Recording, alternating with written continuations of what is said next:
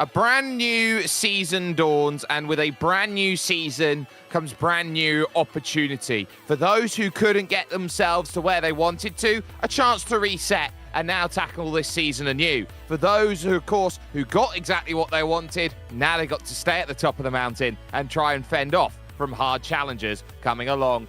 This, though, might be one of the toughest starts over to a season that we're going to have. This is one circuit in the world of the United States, but we're jumping to one of the toughest ones. We're heading to Long Beach for the opening round here of the Lotus 79 Sunday Grand Prix Series. Good morning, good afternoon, good evening to everyone watching around the world. My name is Jake Sperry, and alongside me for today's action is Ossian Puhaka. Daniel Costello is in the director's chair. He's using the cameras provided by Dougie Beard. But to this incredible bit of Americana, which once upon a time was the home for so long of classic Formula One racing in the 70s and in the 80s. We replicate that today, but we get a sense of what makes this iRacing's Monaco with our GSRC track guide. Welcome to Long Beach. Nestled into the south side of Los Angeles and running alongside the Pacific Ocean, this street circuit has made the port area world famous. Both Formula One and IndyCar have called this 2-mile, 11-turn circuit home. Winning here has become a prestige worth boasting about among open-wheel pilots. Indeed, the winners list includes the likes of Lauda, Andretti, Unser, Montoya, Power, and many other legendary names in racing. Much like its European sister over in Monaco, it's short, tight, and punishing.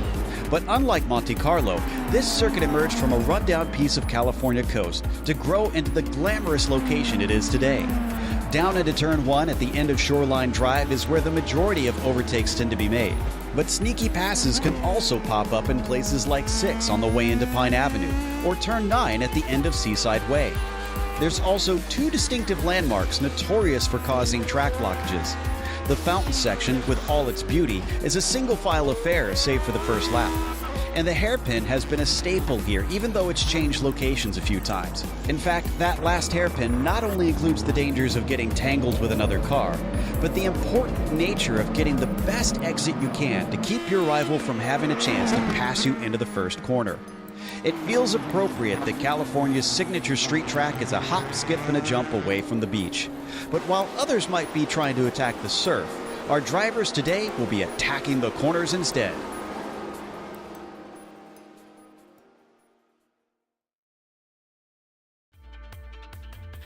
Shoreline Drive is always the place where incredible racing comes to life here. Downtown, all the way to the coast from Hollywood.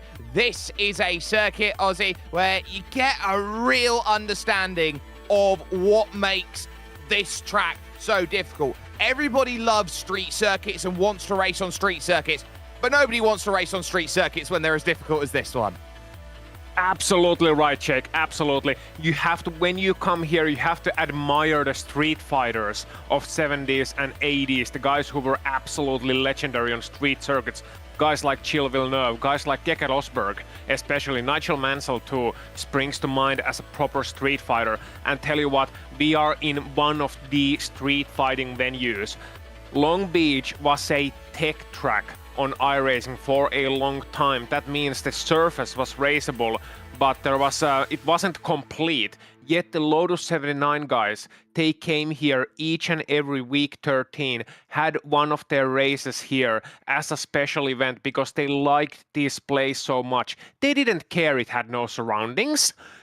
They still wanted to race here. Now that it's a proper circuit, it's only fitting that it is the opening round of this 2024 season number 3. And if you haven't seen a race at Long Beach with these cars, you are in for a treat because tell you what, they're not going to go on rails. Not at all. No, this is going to be a tough ordeal for these drivers with all the work that goes through. But as we bring this to a classic season, we're going to go and have a little bit of a throwback. What we used to have in terms of the Sunday Grand Prix series was something like this, a team's championship, incorporating some of the team names over the ages of the 70s to bring around everybody together. You'll get to see who is teamed up with who, like Juanmi Costa on his own, so too Dylan Freckleton. But you look around at these teams, Ozzy, the one that's pretty much stands out to me is the two of Lotus and Ligier. Juho Ryan and Robert Simpkins. No Jean Fritzsche today, but with Felipe Garcia Catalan, I think we've got some very interesting teams to bring together for what this team's championship standing will be over the season. Oh, absolutely, Czech. And I like the retro atmosphere, and you can see some of the tracks on top of your screen as well. Long Beach, Interlagos, Nürburgring, Lime Rock Park, Sebring. What a season it's going to be. It's basically the what's what of legendary Grand Prix venues. You're going to be visiting Sebring, Indianapolis, Le Mans in the same season, and Nürburgring. That's nothing else does that. And when you look at the team standings and you see some of the team names like Alfa Romeo from yesteryear, you see Ligier from yesteryear, you see classic team Lotus, of course. Lotus as a name is back, and you look at some of these drivers and you just wonder, who's it gonna be? You definitely do wonder. Now, for those of you who are brand new here to the Lotus 79s here and the Sunday Grand Prix Series, this is going to be a 29-lap race. They will not have to pit here today. These laps are going to go quickly. It's an open setup, so everyone's going to be trying to find a way to jump in and around with no spare car, a drive-through at 17, and disqualification at 25. Qualifying has just wrapped itself up, so we're going to now jump over to the starting grid for this one, and it's Mikko Leino who's got the pole position, a 112.163. Pedro Marquez will be alongside for company. Juho Reiner and JDS, Jack David Spickett, on the second row, with JB Masada in 5th position and Dylan Freckleton in 6th. John Olsen starts 7th alongside Alberto Pellegrini in 8th, and then it's Daniel Gallis and Kartik Pai that make up the 5th row. Yeah, and it's great to see Kartik Pai here in this series as well. What a legend he is in these classic circles. Danilo Sanfilippo starting 11th with Ferran Grau in 12th. We saw him in the Camel GD race yesterday. Barry West 13th, Gary Howe 14th, Ian Haycox 15th, and Tyler Green 16th. You got Jean-Francois Bocou in 17th and Nathan Finnegan in 18th. Doug Cloud starting 19th and Jesus Sanchez Morales in 20th place of the grid. You got one more starter, that's Daniel Repetto, starting here in 21st in the top split. So you got 21 cars trying to fit within these concrete walls.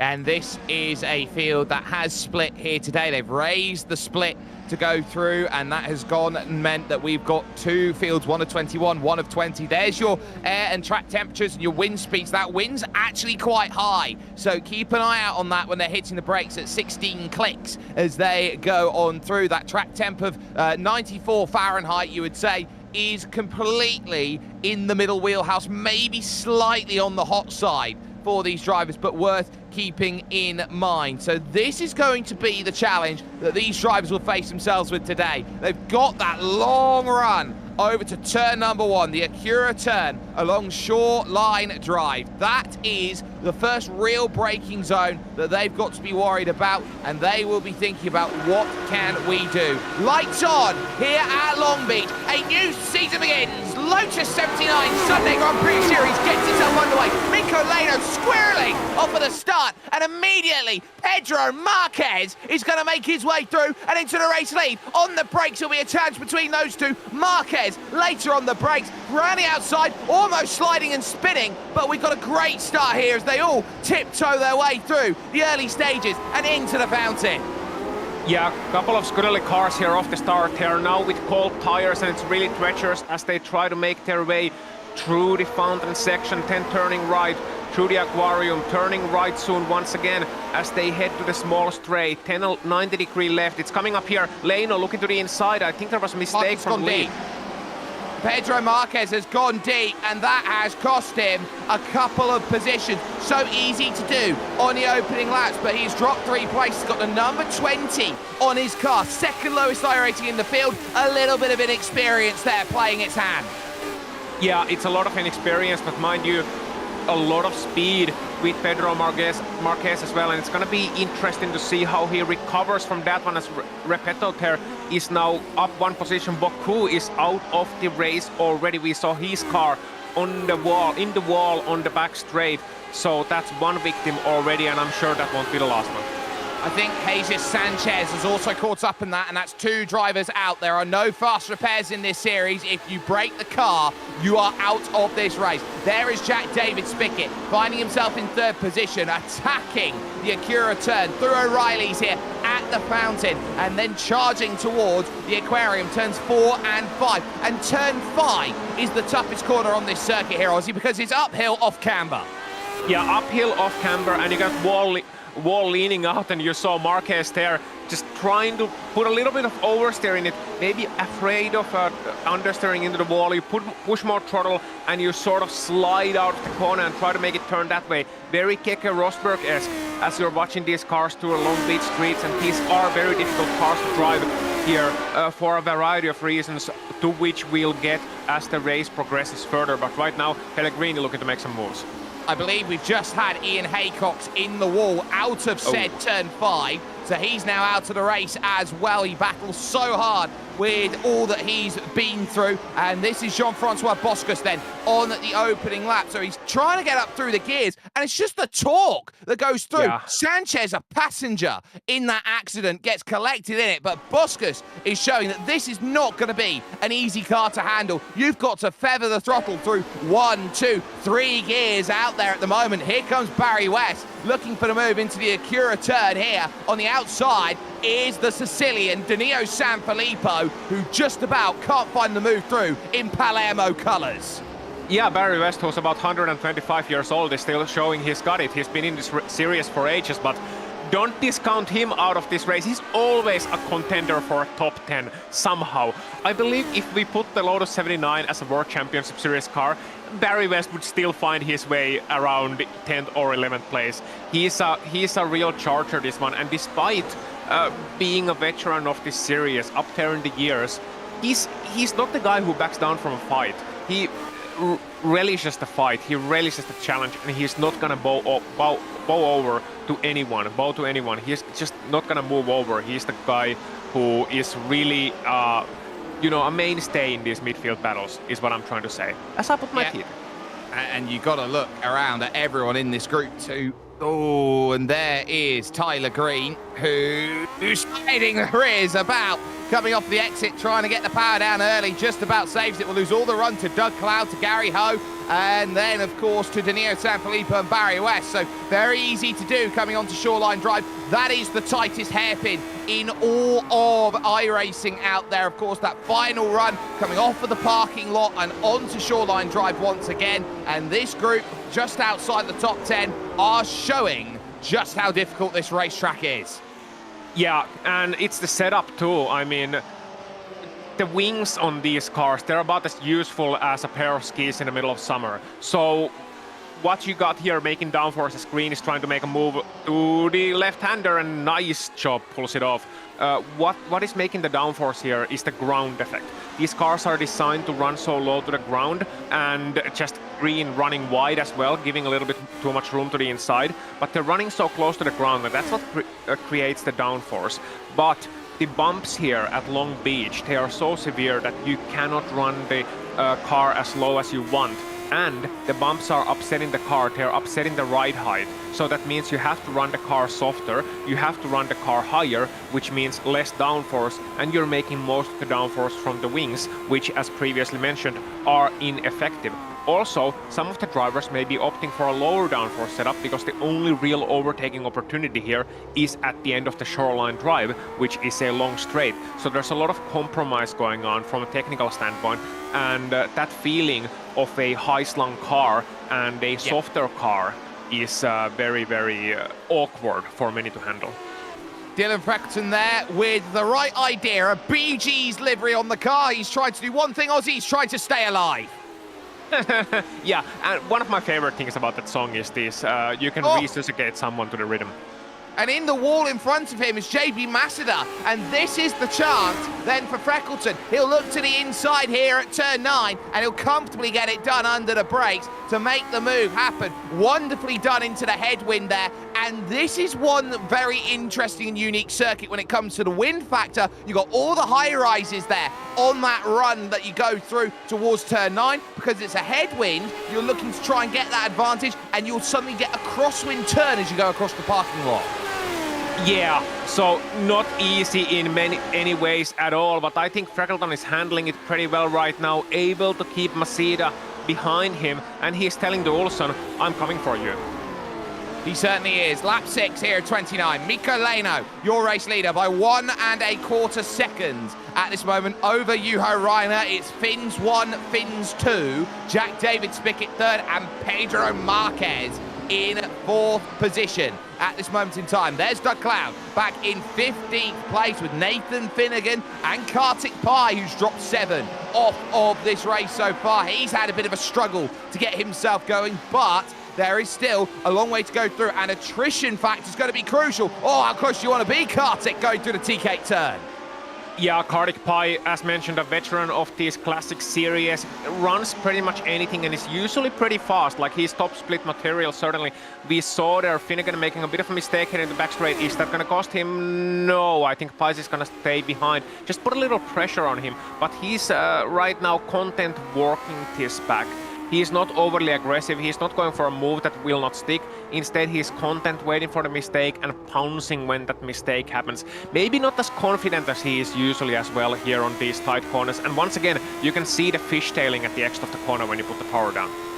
Yeah, Kartik really struggling here for a little bit of power application with those chunky rear tyres and what is an incredible bit of machinery to try and get correct on the brakes through the Acura turn once more. And Finnegan finds himself there, and once more, that gap slowly starting to open up. And that's always what you're fighting against here, because you're always wanting to run a high downforce setup around Long Beach. You don't really have masses of long straight to work with except Shoreline Drive, and that means you're going to get more wake coming off of the cars, and because of that, more dirty air. Yeah, the dirty air isn't as massive in these cars as it is with more modern machinery, but it is definitely still there, and you can still feel it. Looking to the inside was Finnegan not quite able to pull it off. And one thing that you can do to counter it is that you got an anti-roll bar adjustment here in these cars. So sway bar adjustments on board, an invention that was brought to the Lotus 79 by Mario Andretti, incidentally from overseas, essentially from American racing. So what you can do is you can increase the rear anti-roll bar as you're running along, and you usually do soften it as the fuel wears off, but you can increase it when you're behind somebody, just like the Jack David Spickett is here. Spickett is running close behind somebody, maybe wants a click more of that rear anti-roll bar, and you adjust it, and therefore you have a bit more oversteer to counter the effects of the dirty air, but at the same time you have to remember to put it back too once you made a pass. You absolutely do, and that's going to be why this machinery is almost a hybrid sometimes. It's half of the Formula car because it's got that wonderful work of the ground effects, very similar to the W13 performance, and it's also half an Indy car as well. Big dick of oversteer from JDS as he has to worry with Juho Reiner just in front, and if he continues to go at that rate of finding troubles, he might have Pedro Marquez for company, who of course lost those 3 places at turn 6, the TK turn, and hasn't had an opportunity to gain them back again. He's been struggling to really close in. He loses another 10th over that last lap, over to the likes of Juho Reiner in this race. Reiner, the fastest of the 4, and there is Mikko Leino, who leads and is managing the gap at the front. This isn't runaway by any stretch of the imagination right now. This is a gap that is being game managed like TB12. Yeah, it is, and Leino is running a really smooth, solid line. That's what I'm always looking for when I'm looking at somebody in the lead of the race. How clean is their racing line? And that gives you an indication of how much more there is to give. And Leino is very close to those walls. You can just see him almost brushing the walls. So he's definitely trying to build that gap. And when you are attacking and you're in the lead of the race, you want to build that gap, and you also want to see the gap get up. but it also has the counter effect of when somebody is able to catch you up despite you giving your best, it can sap your confidence more. But it's exactly the right thing here from Leno. Try to build that gap as Prix is attacking Freckleton, I think. No, Finnegan. Round the outside of the TK turn, inside as he looks through the next one there at the Yamava turn. He's got it done. Kartik Pai with a great pass, but here comes the opportunity straight back. Doug Cloud is walking, trying to find Cloud 9. Well, he's stuck on Cloud 6 or 7 at the moment. He couldn't quite find it. Yeah, a couple more hops and then you'll be there. Yeah, it was Doug Cloud, my apologies, of course. Finnegan one more position ahead. Pai makes the move, and now I'm gonna be one eye watching, side watching that gap between Pai and Finnegan. It was 2 seconds at the end of this lap. That's how much Pai lost behind Doug Cloud. How quickly that gap closes will tell us the speed differential between Kartik Pai and Nathan Finnegan, but Doug Cloud says, not over yet. No, definitely not, and trying to chase this one down under the Bubba Grump Bridge and on towards the fountain section. The O'Reilly's turn 2, and now already over to 4 and 5, rounding the aquarium here and making that run once again back onto Shoreline Drive, the opposite side of the road, making that charge over for the TK turn. Here's the left-hander, which goes on for an age eternum out there at this point. Doug trying to throw what he can at the wall, hoping that it's going to stick, but everything right now is forming some wonderful battles in this field, and there of course is Tyler Green, who we saw have a little bit of a slide, but this is the pack right now. Gary Ho, Danilo Sanfilippo and Barry West, who leads this group right now. Everyone with enough to counter the car in front, except Barry has a huge moment coming off the corner. I think he'll just about get away with that. Yeah, he does. Getting too anxious on the throttle, and it's very, very easy to spin up those rears when the revs get too low, and then you sort of, you want to mash the throttle. You want to maybe push the clutch a little bit as well, sort of do a clutch bomb, as they say, and that's very easy moment to spin up your rear tires. Maybe that's what happened to Barry West there. Maybe it was another sort of mistake, just a lazy spin, but these cars are very difficult to handle on low speeds. As mentioned previously, they get most of their grip, most of their downforce from ground effect and from the ineffective but still their wings. What they don't have a lot, despite those fat rear wheels, is mechanical grip. So once you run into a slow corner, such as the last hairpin here, and you're relying solely on mechanical grip, you don't get aerodynamic grip at those speeds, and it becomes quite awkward, quite difficult to actually handle this car. So it's more difficult on slow corners than fast corners, I often found, at least in my time. Yeah, so when you get an understanding that the slow corners are difficult, this is one of the few circuits, Ozzy, would you say, that to be fast, you must drive faster. You've got to be more confident getting closer to the walls because you'll unlock more of the aerodynamic grip rather than the mechanical. Yeah, and you don't have time to think here. I mean, if you want to drive fast, you can't think. You can just see it, how quickly some of those corners come up on you. You can't think, okay, this is opposite camber, for example, in turn 5. The wall is coming so and so close to me. You just have to sort of imagine the walls are not there and aim for those optimal lines. You can see Gary Hoter leaving a bit of gap on the left. Once again, leaving a bit of gap. He's not even at the red line, and that's an okay line. But when you compare it to what we saw from Mikko Leino earlier on, you're leaving essentially 50 centimeters, 60 centimeters in each corner as Finnegan has gone around. Yeah, that's very easily done, and I believe that would have been done at, guess where, turn 5. It looks like it's caught another one out, so that puts him down a couple places. He was right on the back of the... Oh, he's absolutely clobbered the tyres, actually, which is why he's gone around so much. He's found the understeer, and he forgot to imagine that the wall... Or he probably was imagining that the walls weren't there, Ozzy, but then suddenly the wall reminded him, no, I actually am there. Yeah, when you get too close to the wall, this is what happens. So Finnegan here trying to catch up to the group in front, trying to get a good exit, and they're just too greedy on the throttle, really. And that inside curb that you got there, it's cambered even more opposite of you. It's kind of like the tower corner at Sebring. You don't want to cut it too much, but if you do cut it, make sure that you have already sort of turned into the corner. Here he was getting extra understeer from the inside, added to the already existing understeer and the anti-camber, and that wall was always going to be there. So just a simple driving error, pushing a little bit too hard, and that's what happens.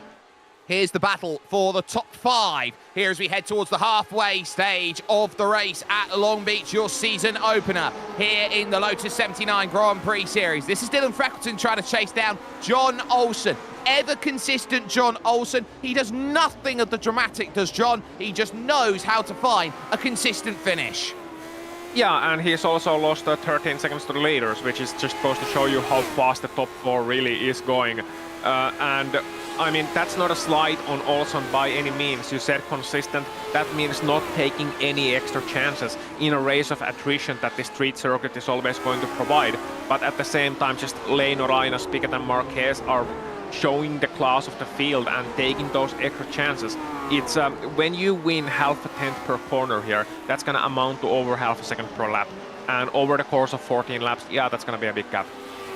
Yeah, continues to go through. Gary Ho finds himself out of a place through the Acura turn 1. Nicely done on slipstream by Tyler Green, finding his way through and gaining an extra position. He'll now look at the Sicilian, of course, of Danilo Sanfilippo as his next challenge. A little bit wide there from Gary Ho, very nearly clattering the barriers there over at turn 5, which has caught the most amount of drivers out over the course of racing today. But this is going to be about focus here for Tyler. One at a time. You've got to run through the gauntlet, and that's what he's trying here. He's decided now's my go time. Yeah, looking to the inside, a very, very nice timing move, and just Sanfilippo unable to do anything but move aside. I don't think Sanfilippo wanted to fight that too much. I think he was content to let that go and trying to unleash Tyler Green onto Barry West, maybe catching some positions there, because he saw that the longer they fought, the higher chance of Barry West getting away was there. So great opportunities then are finding themselves for drivers who want to try and push the envelope. Tyler Green getting 2 in a lap. There is just the proof in the pudding going through the opening section of circuit. There have been some quiet drives through this field right now for the likes, of course, of Pellegrini and for Ferran Grau, who are keeping each other honest here in this race in 8th and 9th positions at this moment, so they're worth keeping an eye out on. But Tyler Green has Barry West in the sights, and this is an important move here for Tyler Green, because he realizes the moment he gets past Barry West, he's got some clean air to the tune of 7 seconds to Daniel Gallis. Yeah, and that's a lot of empty space in front of you, and look who's done the fastest lap here. Yeah, that's Jack David Spicket getting the fast lap on a 12 flat.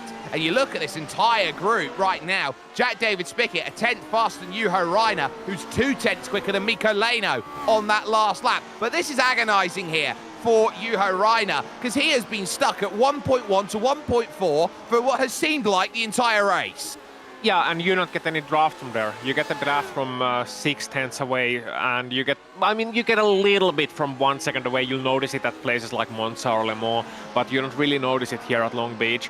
So 6/10 away, you're in the draft zone. Then you can easily catch up to 3 or 4/10 away, but about 1 second away, you start to get the dirty air. So he's now facing the first of the small invisible walls in front of him. The closer he gets, the more understeer he starts to notice as he gets closer and closer to Leno, until he gets about 5-6 tenths away, and you want to be at the start of the main straight once you get that. At the same time, Spiket is coming in hot on his heels, so it's going to be these 3 really fighting it out. And I wonder how much more Leno has. He has certainly responded to Raina and responded to Spiket last time around. Yeah, it's a 1:12.031. It's not his fastest lap of the race. His fastest lap is 8 thousandths slower than Jack David Spicket out there at the moment. So this is the frustrating part of the race for Rainer, who's now back at 1.4, nearly 1.5 seconds as Mikko Leno realizes they're going quicker behind. I'm going to need to wake up here, maybe build myself a little bit of a buffer. But this is the sort of circuit where if you do try and push a little bit too hard, it is very easy to go over 100% and find yourself in trouble. This is a circuit that does take names, and all right, Barry West has lost the place now here to Tyler Green, and trying to get it back, won't find it. No, and that was trying to really upset Green's line heading into turn number 1. Green was having none of it, and Barry West ends up losing time instead. That's what can easily happen. An overtaking attempt can backfire on you. Attempt to get inside somebody's head can also backfire on you. And now I wonder what is going to happen between West and San Filippo, and also Gary Ho and Kartik Pai behind them. Kartik Pai has caught up to them as well, and he has left Duck Cloud in his dust. And look at Pai there, looking for a move. Yeah, Gary Ho, uber defensive there through the Yamava turn. And now, this is where the move was done last lap by Tyler Green on Barry West. This will be the move this lap, where it'll be done by Kartik Pai on Gary Ho. Easy done, Gary lifting way out of it. Preservation is the first key to this race, because we've still got 17 drivers running here and 4 retirees who have each found the barriers in their respective forms in this one. So you're really getting a sense here that all these drivers are doing the one thing that they are told from the very beginning. You must, in every race, buy a ticket to the end. Yeah, exactly. I mean, if the ticket is only taking you halfway, then the conductor is gonna throw you out of the train halfway through. So that's not gonna be, and give you a hefty fine for it as well, as at least in Finland. So that's not gonna do you much good. Dylan Freckleton, meanwhile, is looking to do some good behind Olsson. We saw this battle earlier on, and just, I mean, I know as an Englishman, you must appreciate that TVR livery.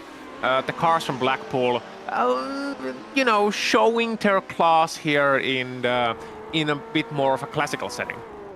Yeah, you definitely get the sense that with this car that is there for Dylan Freckleton, that he cannot hurry making an overtake. It seems at the front as he goes through. He's got the Isle of Man there, and he's giving us a nice hello on his helmet, as he has done for many a season so far. And he's trying to get that hello here on John Olsen, who simply put will not budge, because John Olsen, although he is Club West, he is finding himself pretty much with what he needs and then some to hold off every single advance then of Dylan Freckleton right now, and just about getting enough drive off for the exits here. He affords himself the half a tenth he needs at every corner. Here's a little look to the inside. That's just getting the mirrors. Yeah, showing in the mirrors that I'm here and I'm not gonna go anywhere, and you can't hurry Lotus, but you can hurry and overtake. And Olsson is gonna maybe get himself a ticket to Club Wild West in this battle. Meanwhile, I wanna mention Leino versus Raina. Raina has now found something. His last name is a slang for a movie in Finnish, Raina. And maybe he is about to get a rush on here. 1:11.9. You're absolutely right. He is getting a rush, and he's got the gap down to 0.8 of a second then over the line. So he's certainly making moves. As Freckleton is still hoping that he's got the pass on John Olsen, but again, he sits at an angle where it's just not there. It's just not going to happen. There's Kartik Pai having a search on Danilo Sanfilippo. He's not going to find it, but at 10 laps to go, all of a sudden, Mikko Leino again has turned the screw as we watch going through the hairpin. Pai trying to get this run off the exit, hoping he's got a chance to get past Danilo Sanfilippo, and surely this run is going to be enough here. He's trying once, twice, 3 times will be a lady if he can make that move to the inside, but with the sparks flying with how low they've got to run it here around this circuit, it's again not there. No, not quite there, and Kartik Pai unable to find the opportunity against the lower downforce there of San Filippo. So really, and Leinos appears to have made a mistake there maybe.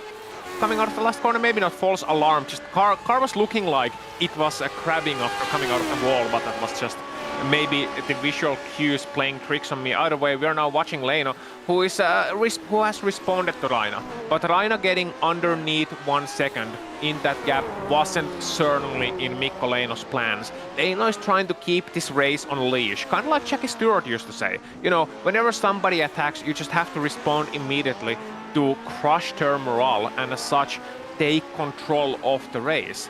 And Leino is now trying to do that. At the same time, Raina is maybe sometimes getting a bit closer than Leino would want. Well, in all of this, they've dropped Jack David Spickett. The traffic of Daniel Repetto has made sure that it's going to be a race between these two drivers out there at the moment. 1.2 seconds. Every time Raina's thrown something, Mikko Leino just turns it up and responds back and says, this is what I'm capable of doing.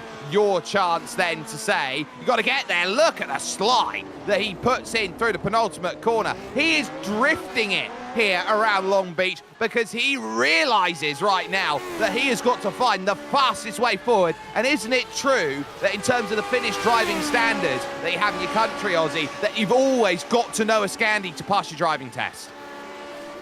Well, you have to know... you have to know slippery driving technique. So we were on a skid pad, and we were doing some things that you don't certainly do up in the UK. So yeah, we have a winter driving test, and we have to know some things. Scandi Flick, sadly, to break that myth, not among them. But here goes JB Massida though, and with almost a little bit of contact there. Dylan Freckleton gets shoved aside, and he will realise here that he will not be happy with that move, and JB Massida moves back through up into 6th position, and nothing there that can be done by Dylan Freckleton. It will now be Massida's turn to attack John Olsen, and if these two continue to battle against each other, they will have nothing at the end of the race to work with. Yeah, by the way, I did my driving test barefoot, so that's one thing you can do in Finland. Wow.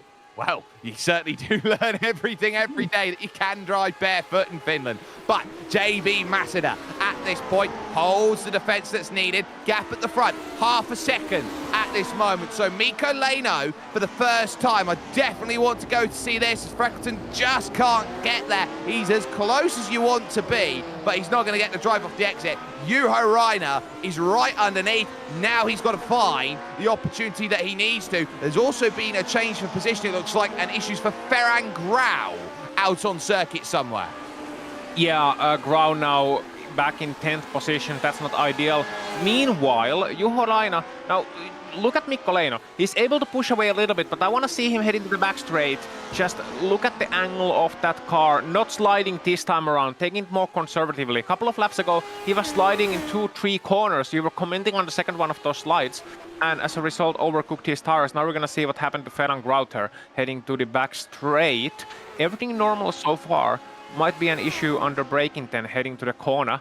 Maybe overcooking it a little bit over the bumps, trying to make it as late as possible, and realizing that, yeah, you can't turn it from there. Doing the clever thing of making that car run straight and just giving up the corner instead of trying to turn it in and hitting that wall. So you take a time loss, but crucially, your car is still in one piece. Yeah, you can't abandon that for 1 second. At that moment, once you've turned in, that's always going to be the concern. A 10th gained on exit by Rainer, really hoping that Mikko Leino is going to falter and crumble some stage. With 6 laps to go, these two have been the cream of the crop, and at this point, that might have been a half chance there for Rainer. Leino is finding the micro mistakes that are not there, but these aren't micro machines. These are major players out there that are trying to throw what they can at the board. A lovely bit of driving by Leino. We get the picture in picture, but Rainer right now, half a second seems to be all he can find at this moment. Leino is so good where it matters, heading to the back straight, and in that last hairpin, heading to the main straight. And if Rainer can't get close enough there, there's no way he can pull off an overtake, not without a major mistake. Once again, just a solid, good exit, 6/10. Rainer will get some of that back over the course of the main straight, but he'll only get about half a second back of Leino, and that's no way to do an overtake, but they have some traffic in front of them, so that might play into the hands of Juho Rainer. Maybe not. They are gentleman drivers here, of course. They know how to deal with blue flags. At the same time, it's street circuit. You can only do so much.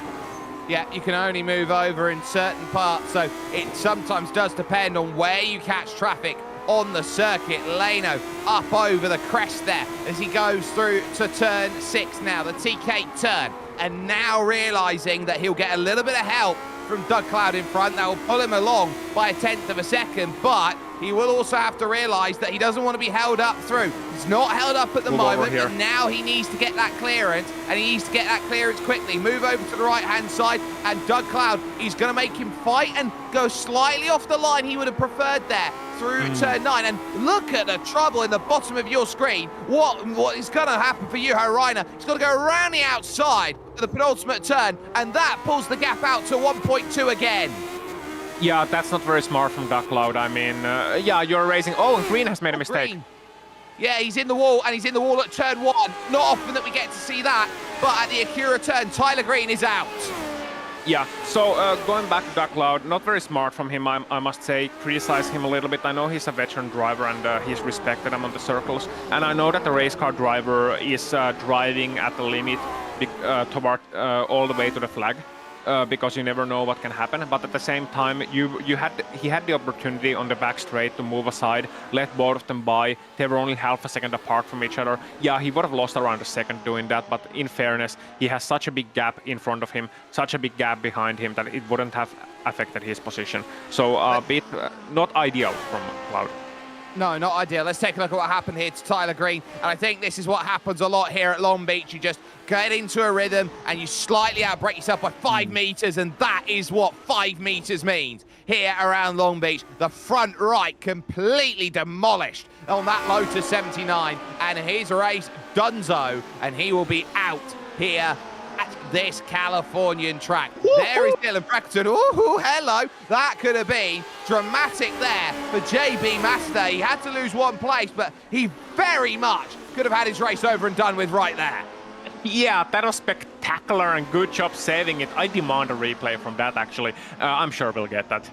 And at the same time, there's an absolute traffic jam here in the final corner. Lap car moving out of their way and doing so very well indeed. So Olson, Freckleton and Masida all in the same picture. 3-way fight for the 5th place, and this is looking spicy. Look at Masida coming back. Look at that top speed. JB Masida gets it down the inside. Oh, he's too deep. He's in the wall. JB Master in the wall, and he'll keep that one going. But crucially there, Freckleton will get that back. And how's the steering look? Meanwhile, there's Barry West and co right now because he's lost the place. That's Kartik Pai up to 11th. Yeah, Kartik Pai has done a great job getting back all through these cars. He was 17th at one point. Now he's gotten back into 11th position. Sure, there's been some fatigue and so on, cars retiring, but it's also been a great drive from Kartik Pai. Sadly, sadly for him, Barry West was able to get back through, not giving up at all. And that's what I mentioned earlier on. Barry West just doesn't give up. And here we see a replay, and that is going to be JB Masida heading to the back straight, and just watch this. Oh, full opposite lock going through the Yamaha turn, and that is a scramble to make sure he wasn't run over. Loses 1 position, but he tried to fight back as quickly as possible, and now he'll be walking wounded between now and the end of this one. Barry back through, then on Kartik Pai. So they are chopping and changing here in terms of this race. That move being done then on the front stretch. So Barry West has got a car that can get him what he wants. Now Kartik's going to have to respond back here, and they'll only have 2 laps to go with that race lead now down to 0.8 of a second, with it being a lap and a bit to go. Yeah, and look at Barry West here. I want to see the gap between him and Kartik Pai at the end of this straight, because Barry West has a car that's absolutely flying on the straight line. The Williamses of yesteryear, they weren't known for their straight line speed. One of the few naturally aspirated car among a field of turbos in the early 80s. Well, Barry West is showing that even a naturally aspirated car with that Cosi V8 in its trunk, it can absolutely fly, and so can Juho Raina heading to the last lap.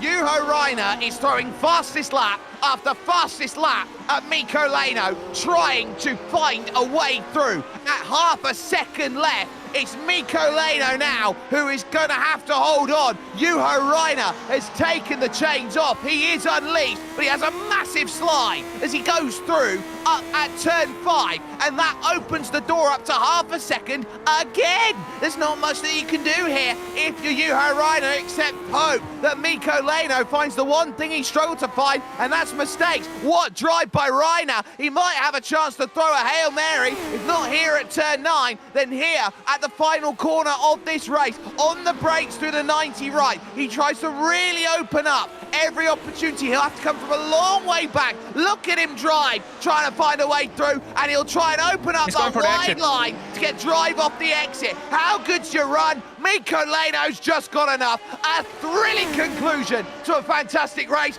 Mikko Leino survives to tell the tale. Wow, Ryan, fastest lap last time around. Jack David Spickett rounding out the podium. Great drive from him as well, as was for Pedro Marquez. Mistake early on. He was leading this race at one point at number 20. Oh no!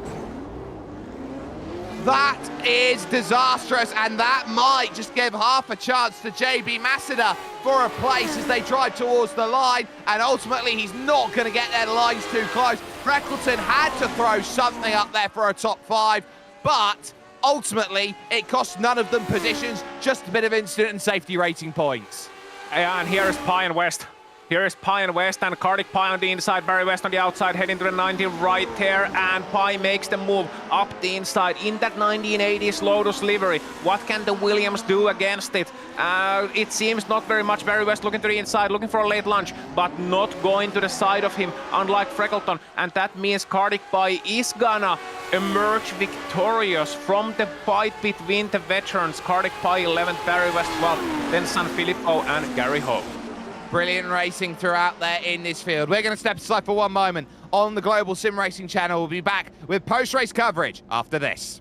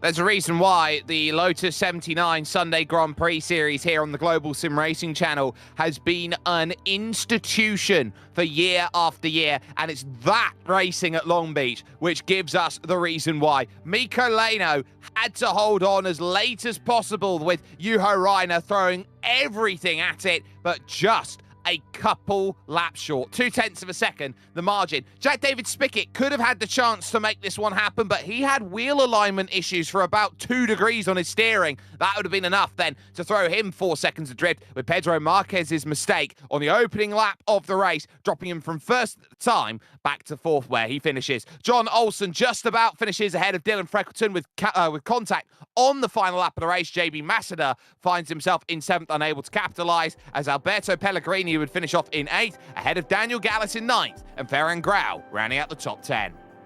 And as we move to the next stage, we're going to fight Kartik Pai, finally managing to pass Barry West on the last lap, finishing 11th ahead of Barry in 12th. Danilo Sanfilippo in that same group finishing 13th, and Gary Ho taking home the 14th place and the last place on the lead lap. Doug Cloud and Daniel Repetto gonna be classified as one lap down in 15th and 16th respectively. Then you got to the list of retirements. Tyler Green, Nathan Finnegan, Ian Haycox, Jesus Sanchez Morales, and we got one more, Jean-Francois Bocou, the first retirement of the race. So despite it being Long Beach, we didn't have that much attrition really. I mean, only 5 cars classified as retired at the street circuit. I'd classify that as a clean race.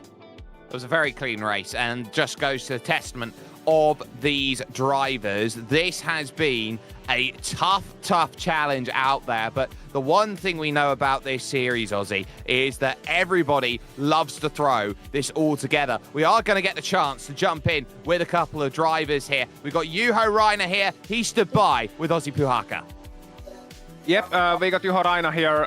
Juho, a second place for you, but that was so close. Yeah, it came really close in the end. I think I would have needed a mistake to actually challenge Mikko for the win. It seemed that he might have had a little bit more top speed down the straight because I wasn't really gaining on him, even when I was like 5/10 back. So it would have needed the mistake to happen. But really fun race regardless. Yeah, it seemed fun, and it was fun to call from here as well. So how about the new season? Of course, we got a couple of new things. Most importantly, the new damage model to the Lotus 79 and some in-season adjustments. How have those affected your practice? Has the car really changed massively from last season? Not from last season, no. This was the first time at Long Beach since the tire updates. So it was really different compared to the last time we were here. I had, like for the whole week, I had really big issues with oversteer towards the end of the stint. And I really couldn't solve it for the whole week. So the late stint was really like tiptoeing. But luckily, following Mikko kind of fixed the issue with the aero push. Yeah. Go on. Fire front. Yeah, I can understand that. Finally, before we let you go, well, I'm gonna ask you something in Finnish after this, but before that, are we gonna see you next week, or are you too busy drowning in a lake somewhere? I don't know, actually. I try to make it at least. It really depends on how the Friday and Saturday goes. Yeah, for the non-Finns out there, it's going to be midsummer next week, and that's pretty much the biggest holiday celebration in Finland, so hence the question. Finally, Juho, a couple of words in your own language, please. Mä nyt sanon sen, mitä mä sanoin aikaisemminkin. Tosi hyvä kisa. Oli hauskaa ajaa taas. Mä en nähnyt koko viime kautta, niin oli tosi kiva oikeasti, että oli niin kuin vauhtia myös. Ja ne ei ihan riittänyt voittaa Mikkoa, mutta se olisi tarvinnut sen yhden virheen, mutta sitä ei sitten tullut. Mikko ajoi tosi hyvän kisan ja tosi tasaisesti. Congrats Mikko. Yes. Kiitos Juho, thank you Juho, and see you next week, hopefully. Yeah, see ya. Bye. And just a quick translation of what Juho said in Finnish, pretty much the same thing as in English. Great to have some pace after not driving at all throughout the last season. And he was hoping for a mistake from Mikko, which never happened. So congratulations to Mikko for the win, and hopefully we'll see him next week. Well, hopefully we do. One driver, though, we will get a chance to chat to right now is Dylan Freckleton, who ended up in 6th position overall. Now, Dylan, you got the BGs on the side of the car there for Team TVR. You were trying to stay alive, but that last lap move nearly ended in tragedy. Yes. Yeah, no, I've been thinking about that for the whole race. I thought I could just maybe throw it up the inside into the hairpin, and I keep remembering all the times I've done that before, and it's always ended in a crash. And on the last lap, I thought, well, I'll go for it. And as soon as I touched the brakes, I knew it wasn't going to work. So luckily it wasn't too big a contact.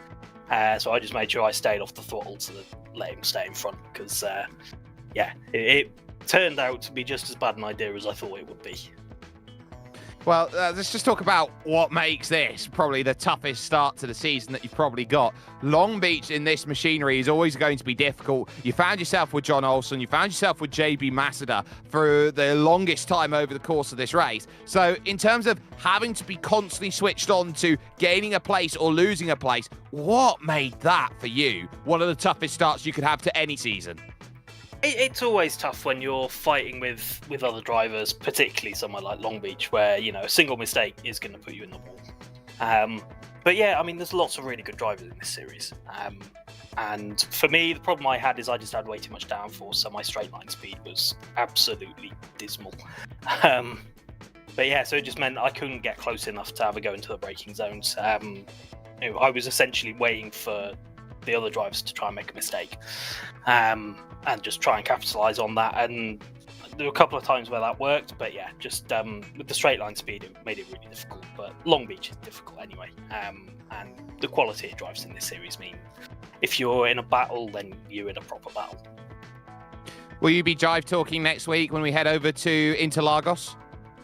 Yeah, I'll come and have a go. I'll try and run as much as I can this series. It's a lot of fun. Tricky on the cold tyres. That's the problem that I've had, particularly here. I think the track temp was quite low, so in qualifying I just couldn't get the tyres up to temperature. First lap I think I lost a couple of positions, but it's still fun, so I'll still come and race it. Well, we hope you win again the next round of the championship, or at some point over the course of the season. Before we let you go, anybody you'd like to thank, Dylan? Just thanks to you guys, great broadcast as always, this and the IMSA Vintage series that I race as well every now and then. And again, just thanks to all the other drivers, particularly John and JB that I was racing with. Really clean racing, really fair battling, other than when I sent it into the side of him at the hairpin.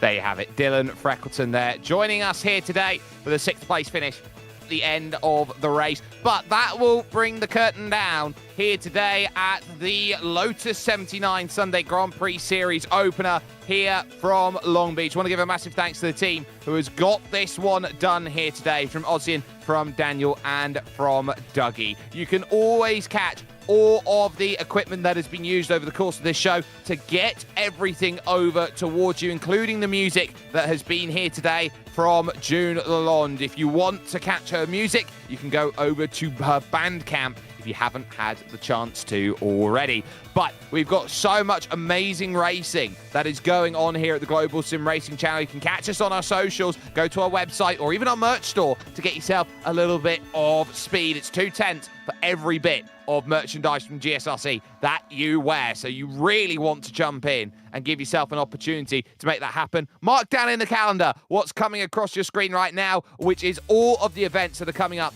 on the horizon. But until next time, with Mikko Leino's big hold-off, this has been a Genesis Extreme production. Welcome to the Sunday Grand Prix Series. If you haven't been here already, it continues to bring a showdown. We'll race clean, we'll race hard. We'll see you next week at Interlagos.